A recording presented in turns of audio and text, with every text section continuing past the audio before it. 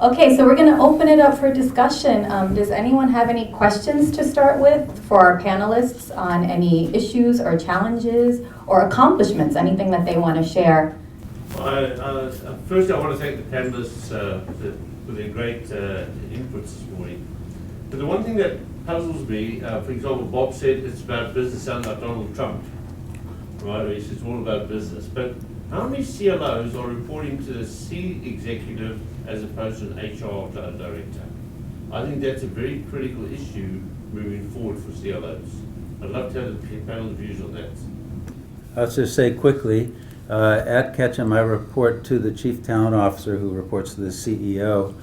But I would say in the general business field, and I think we've said this here today, learning used to be a benefit, and now it's becoming a business necessity, right? I think the way Rosanna talks about that is talent is your leverage differentiator with other organizations. So I would say the role itself needs to come out from under HR and become an investment strategy for the business. TJ, would I agree with your question's intent and with what Robert said there. I started as the Chief Learning Officer and then was given the HR portfolio and even at some point the facilities portfolio. So I used to say I've got people and places. If I could just get things, I would run the table there. And then a couple of years ago, because of the emphasis on innovation, moved back to just the Chief Learning Officer portfolio there. I think it's a disadvantage when it flows up through human resources, but it's understandable because of what Robert said that it does so there. I didn't answer the question about where it is in 10 years. I think if the Chief Learning Officer is flourishing in 10 years there, it's in a different position within the organization. I think it's more likely to flow up through, and I've said this, through a Chief Innovation Officer, through a Chief Strategy Officer, than it will flow up through HR. But Rosanna, what's your take? Well, I really agree with the notion of it flowing into the Chief Innovation Officer or the Chief Strategy Officer. You know, I think you've also seen certain trends in the talent you see going to CLO. Apart from traditional learning professionals with the deep backgrounds that you all have, there are companies taking people out of the business for that role, which is a recognition of its relevance and its value contribution. I think that puts us in a perfect place for the CLO role to grow and morph, as you're describing. Okay, hi, my name's Dennis Spudnick. I'm the Chief Culture Officer of Investors Bank. Hey, how you doing? You bring up an interesting concept because when I was asked to take on this position at the bank, there was one condition. I will report directly to the chairman of the board and the president of the bank. Yeah. Human resource does not understand this business. Yeah. They don't even understand the business we're in. They understand the human resource business. So, and that's the only way it works for us, because everyone in the bank recognizes this is not a human resource initiative. This is the CEO and the board's initiative. So you really carry weight when you talk about competencies and training, because you understand this is a strategy of the organization. It's not just another idea. I just want to follow up on what you said there. I was having a conversation over a nice glass of wine with one of the senior vice presidents last week, and I was talking about the fact that I'm closer to the end of my time at ETS than I am at the beginning of my time there, and thinking about transition there. And he said, if someone's going to be effective, they have to be a player. And I think that, rightly or wrongly, often human resources is not seen as a player. I think they can be and they should be. That's a whole different conversation there. So they have to be somebody who comes in, and I came in with far more business experience than I did with HR experience there. And so I completely agree with what you said there, and I'm glad you got that worked out. It's Tamara Hansen, the Chief Learning Officer at Vanguard investment firm, and it's funny, we have a highly rotational culture, so there's about 200 of us at Vanguard that are officers of the company, and the CLO role has always been one of those rotational roles, so it's always been a business-led role. I'm the first learning and development person that's ever rotated in the role, so I always joke that watch me, I'm going to screw it all up. But with that, it's also known that it's even rotational for me, so even though I'm an officer that got put in the role, there's a time frame to it, and I will rotate out into the business at some point and take what I've learned and move it out there, but it definitely has been a business-led. I don't have the learning and development background that the traditional CLO has. I was taken, Merrill Lynch hired me from a totally different industry, from the mobility industry, and put me in this role. I think that's a really serious recognition of the value of the role. Having said that, I was in HR, and we're all being very polite here, but the reality is HR itself should be a competitive differentiator. It is not. And it is a function that needs the kind of reformation that happened in the Middle Ages to the Catholic Church, all right? And that's creating this perfect storm around this value creator that's basically stuck in HR. I think that's also why you see higher educational institutions like NYU SPS, for instance, creating graduate degrees in leadership and human capital management that are business focused. It's, you know, there's 50% business and 50% HR, because the reformation is going to happen, but it's not going to happen quickly enough for the CLO to be optimized, which is why I really applaud the bank that created that chief cultural officer. Yeah, I'd like to add one more comment to this conversation. My own background had the business in it, right? The Wrangler jeans business, so that helped me develop this business framework. I do want to say, and I think my colleagues would agree, I think you all would agree, yes, coming from the business is a very useful way to come into this role, because you get it, that it's an investment strategy to achieve business ends, yes, but let's be sure the person who comes in cares about growing and developing people. I mean, in a sense, that's what the CLO does. We are here to help those people become more effective at attaining the business's goals, and you have to love to do that, honestly, because it's hard work. You know what I mean? So it's a both and to me. Great to have the business background, but let's be sure it's somebody that wants to help people grow and develop. Great. Anybody else? You saw another hand up here before. We're just at the tail end of a 2-year competency model. We had to redefine 800 job positions and do new job descriptions and responsibilities and accountability and stuff like that. And we started off with a simple question to department heads and supervisors: how do you recognize a successful employee? And they could not answer that. And so all the models were irrelevant at that point. How do you know that the loan processor that's sitting in that queue, how do you know they're successful?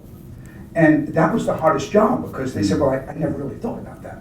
Well, if you're not thinking about that, then there's no thought in making them better. It took a year to help department heads figure out how to measure success. And then we could start with the competencies that drive that behavior. But our biggest challenge is getting our middle management to even recognize what it is that they need to do with their employees. And we're still challenged with that now. And I want to really thank you for making that point, because I don't think that point can be made too often, is that you need to continue to have this conversation about what constitutes success there. And it is difficult. When I was hired, it was an odd thing that happened, because I was hired and the chief executive officer was really involved in saying there's going to be a chief learning officer. Position had not existed. And in fact, ironically, the previous administration had disinvested in learning. And people said, you know, educational is in the name of your company. Isn't it weird that you're disinvesting in learning? So I was hired as the first chief learning officer. And the first job I was given was to create a new performance management system that would be norm referenced. People would be competing against each other. This was a cultural issue. So much of what chief learning officers do is about shifting the culture, and you have to get in, as you just described there, at that granular level and say, what does success mean? What is it you think we're doing here? How do you think it is that we're creating value? And I don't think that ever stops. It's like walking up a down escalator. If you stop, you're going to go back there. All systems resist change. Complex systems resist change in complex ways. And so if you're a 67-year-old organization, you're a complex system, and they're going to continue to be a resistance to change. Yeah, I'll just add a personal story there. When Ketchum hired me in 2002, again, like TJ's, they had created the role. Chief Learning Officer brought me in. And the CEO at the time said, I need you to do two things. Professionalize our learning function, and please help our people learn how to sell, because PR people hate to sell. that was what I was given as the task, and I spent the first 5 or 6 years on that. Yeah. So we are embarking on a 2-year journey right now, probably 2 to 3 years, to develop a set of kind of a career framework, competency model, and the learning plans behind that for a fairly large organization. So I support technology and operations, which is about 120,000 people globally. Yikes. Wow. So one of the challenges that we have is how do you balance specificity versus simplicity, and not going too deep in the competency model, but also being specific enough that it's relevant to your people. That's particularly difficult when you're working in a technical space, either for sector or function. And I think what you have to do is really stay true to what Robert and TJ were saying earlier, really identifying the key value proposition that the team has to deliver, and then dissect it in a way that is balanced and even. Hard conversations with that leadership in what they need from performance is absolutely necessary. And as we heard earlier, that one leadership team that was described could not even describe a successful employee. So your job perhaps may have to start there. But with balanced and deep conversations that are, dare I say, fearless, you'll get there. Yeah, I'll just add a quick comment to that. First of all, congratulations on a big challenge. More power to you. What I would say is the simplicity side is easiest, I think, in the relationship of that group or team or function to the business outcome.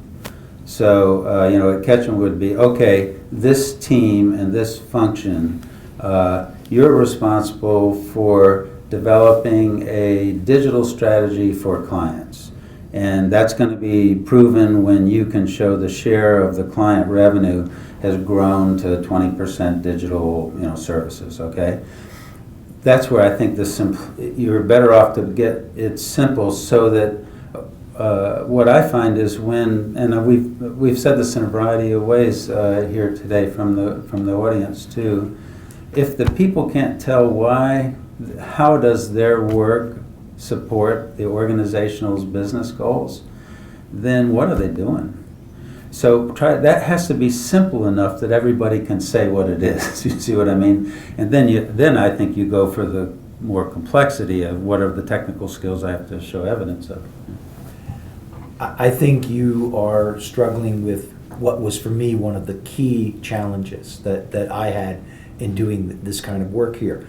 You can tell something about the complexity of an organization and the difficulty of the task that you described by the number of acronyms that an organization uses there.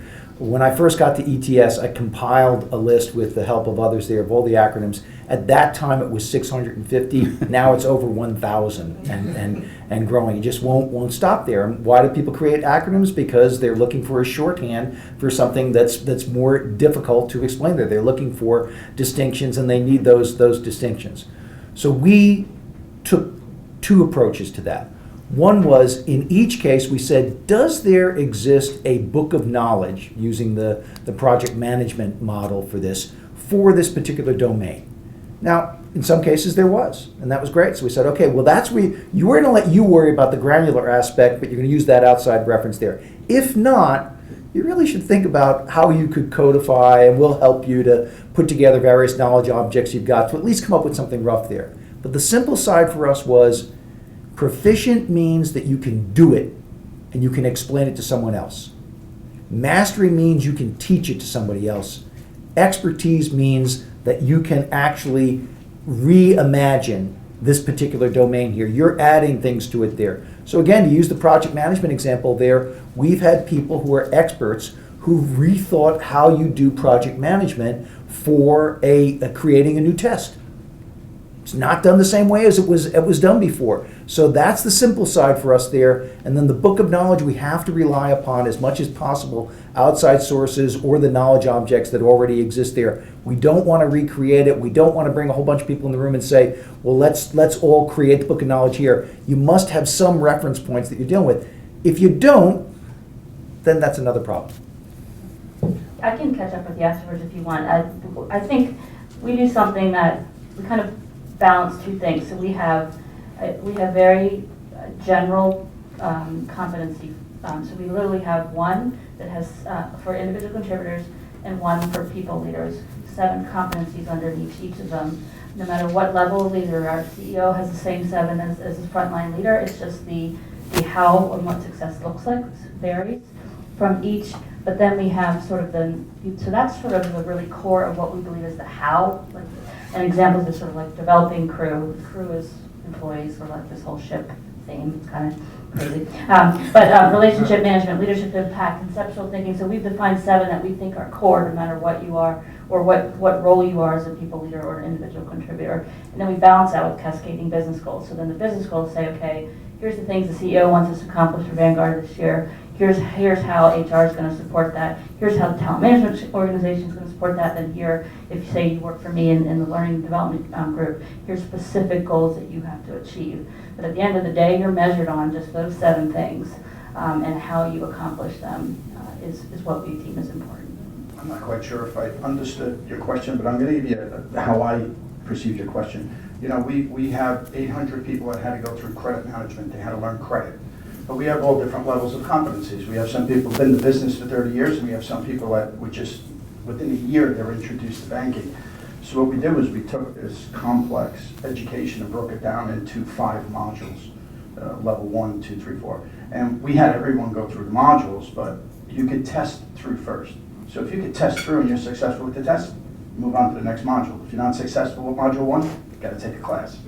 And we found that people that have been in the business 30 years couldn't get through module 2. And you would expect that they would be bored in a classroom that had topics in module 2. Because they've been in the business for so long, they should know this. What we found out was they didn't know. And so there's the assumptions that we make sometimes are incorrect. We assume people should know this because of their time in the business. And that really, we know that's not true. Can I ask a question of the audience? So Rosanna and Robert and I talked about things here, but there's a lot of knowledge in the room here about competency modeling. Is there something that we didn't say that you would have expected to hear from your experiences? I really would like to reverse the flow here and get a chance to learn from people's experience in the room. What are some of the demands that everyone is seeing from the business around this space? Some of the trends? Not enough time. There's just not enough time. We're too busy to get better. Yep. Absolutely. Yeah, so one challenge that we're faced with is kind of the difference between a behavior-based model and an item-based model. So to help speed up the time, the ability to assess, the ability to self-assess, things like that. So the idea is you could take kind of that behavioral model where you have to kind of read through the behaviors left to right and kind of figure out where you are, or you could just simply say, here's the behavior on a scale of 1 to 5 or 1 to 7 or whatever, where do you think you fall? So on one hand, the challenge is I'd rather have somebody read the set of behaviors and kind of say, okay, this is where I am. This is the behavior I can identify with, and kind of moving left to right and say, okay, I'm about here. They pause, and that's their stopping point. Whereas on an item-based, although it's faster, and that's kind of what the business is looking for, there's kind of, if you ask me, my hypothesis is that there'd be greater bias. So no one wants to rate themselves low on a generally worded behavior. And so as a result, what's going to be the more accurate picture, and as a result, the more accurate development and the more accurate kind of intervention and things that we can do to help bring that person's competency and ultimate proficiency up the ladder. One of the things we learned along the way relates to what you just said there, is that initially we actually created digitally off of our SharePoint platform a way for somebody to put them in at a particular point on proficiency, mastery, whatever there. And we had to change that because you have to have a range. Nobody in terms of the relationship mastery is at the same point every day. there are different situations. Someone might say, I'm great with the teams that are the scientific teams, but I can't get along at all with the teams that are operational teams that are there. And so if it's going to be meaningful to them in terms of development, it has to be arranged, and then they've got to talk about, well, where are the instances when you're at the lower end of the range, and where are the instances at the higher end of the range, so that then we can actually offer some meaningful possible intervention. I've got a question. My name is Eric Bernstein. I'm Director of Learning at Netcom Learning. So you've talked about competencies and how they change and so forth. My question is more curiosity, and to everybody in the room, is what tools are you using to develop your employees toward those competencies? And I'll take answers from anybody. I think we're holding our leaders directly accountable for it. So a while back, we made your year-end performance rating is 50% business results, 50% developing your teams and people. So you can achieve everything from a business perspective, but if you haven't coached and developed others, it impacts your business, your rating just as much. So I think that's where we've really had to drive accountability and then drive learning programs around it. So really pushing a lot of leadership development to say, you guys are the front line. We don't know. We can train people till the cows come home, but if they leave that classroom, that experience, whatever that may be, and it's not reinforced by their leader, it's gonna fall to the wayside most of the time. So we put a lot of accountability on our leaders to do that. Rosanna, you're using gamification. You talked about that in a specific instance there. Do you expect that there's going to be more of that in terms of how you're developing employees? Oh, absolutely. Absolutely. And it's manifesting itself in many different ways now. For instance, the operations sector of IT actually created a set of badges in the game through a set of missions on how to interact with them better. So the folks from solutions delivery and the folks from business intelligence, to interact better, they can do these badges, and it's of course in sequence, and it's affecting productivity. But what those badges really do is develop certain capabilities for cross-functional alignment. Similarly, even when leadership teams or first teams of the IT leadership team are having offsites, they've created customized games to deal with issues. If the goal of the offsite is to figure out a particular problem, they will create a game and gamify the baseline of their issues together. They will do it as a leadership team, and that takes the conversation to a different level at the offsite. They're essentially using learning to accelerate results. This has even moved into places like diversity. One of our teams, half female, half male on the ops side, decided that they wanted, before their offsite, to talk about women leadership and male leadership in ops. And the women created a mission on how they saw male leadership. The male did the same for the woman, and they had an amazing conversation. I think we are unleashing development in very different ways. We're using a variety of different elements there. One of the reasons I really like Sarter TV is because it points out how effective video can be. Although, when I saw myself on it, I thought maybe there should be Sarter Radio. But we have hundreds of hours of video where we're doing what we call knowledge transfer sessions. But they sat there. Some people would go in and watch a 45-minute or a 50-minute video, but time, you've raised the quandary there. So we said, hey, there's a lot of interns out there from film schools, and we've started to get those interns to say, okay, here's your job here. We want to edit this into these chunks here, and we want to be able to put together, especially for that competency we call end-to-end ETS understanding there, so we can do a lot of that through video. But you can't do results orientation, I think, through an e-learning or video there. That's really something that gets mentored and coached. So that's the other end of the spectrum is, well, so what's the action learning? How do you give people a chance to reflect on what they're doing? You can bring in outside experts and do a lot around market insight and understanding of the customer's problem to be solved there. But when it comes to certain things like relationship mastery, learning agility, results orientation, I think there you have to figure out containers in which people can quickly use their experiences to come up with some reflections and maybe revise theories of action. I just add, at Ketchum, the primary teaching group that we use is internal employees. So people who love to teach, who are good at teaching, they have to be good at it, but who also want to teach. So if we're trying to get the agency to be aware of a new particular digital skill or something, we'll take our best at it.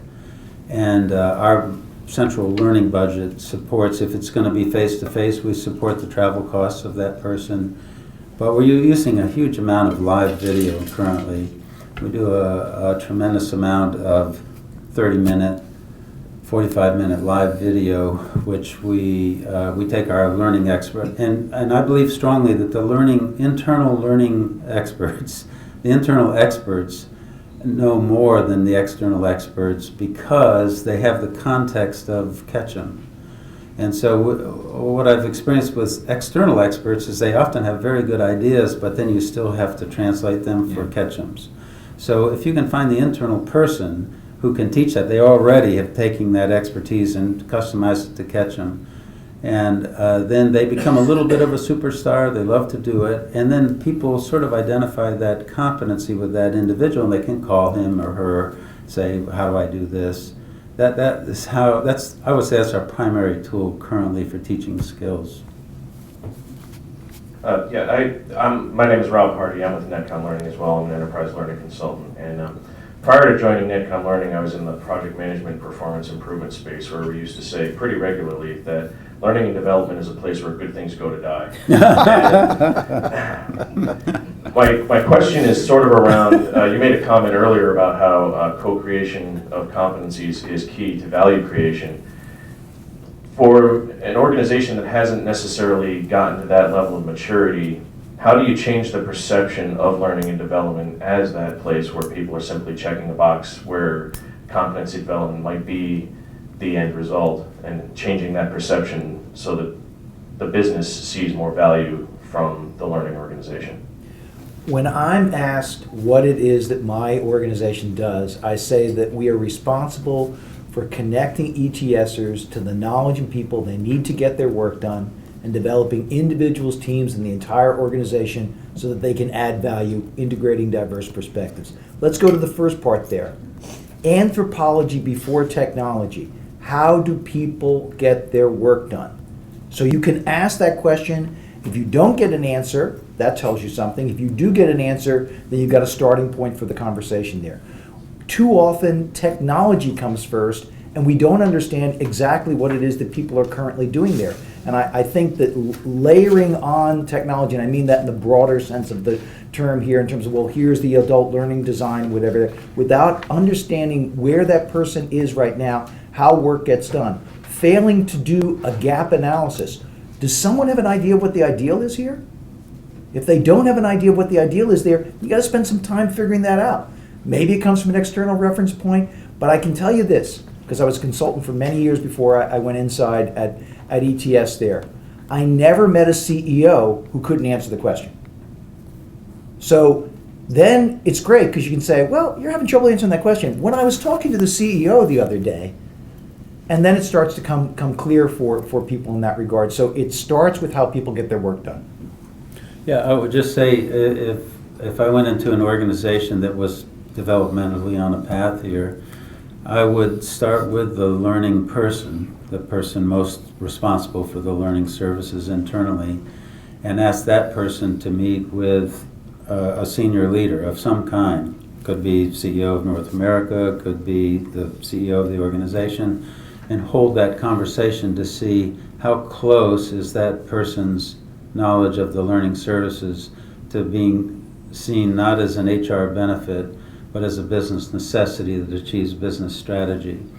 And I think it helps to have the learning leader. This is what I do with my team. I have a person who works for me in North America, Europe, and Asia. And what I ask them to do is they have to be like this with the regional CEO. Not, I'm going to help all I can, but don't come to me with what you ought to be doing. Go see the CEO. So that would be my advice. In some sense, what you have to do in that sort of situation is what leaders do every day. A view of leadership is that you manage pain, your own pain and the pain you inflict on others. And when and CLO, when it is not delivering, is inflicting pain, not numbness. And so everything that TJ and Robert have said, I agree with. It's a people-to-people issue. It has to be able to be articulated from the top down, the gap analysis. But I'd say, let's take it even further. Do that, plus consider your house of pain and its oozing pain and unleashing that voice. So a crowdsourced tool, like Pop-In, the portal of pain, where you say, tell us what has to be fixed. Tell us the worst moments that you've had in learning and development in the CLO house. Then suddenly this conversation happens across the organization, and I may post 3 things and 50 people may agree with the top 3. And suddenly you get a view of the voice of what's going on, and it puts a context in place, and it allows you to do something radical, very openly and very publicly, that says, we're planting a pirate flag, we will do something different here. And then, of course, you must deliver. Wow, great. That's nice. Okay, let's take this discussion, let's continue it, but let's continue it over breakfast. Thank you to our panelists for joining us today. And thank you all for taking the time and joining us today. And we look forward to keeping in touch. Thank you. Thank you.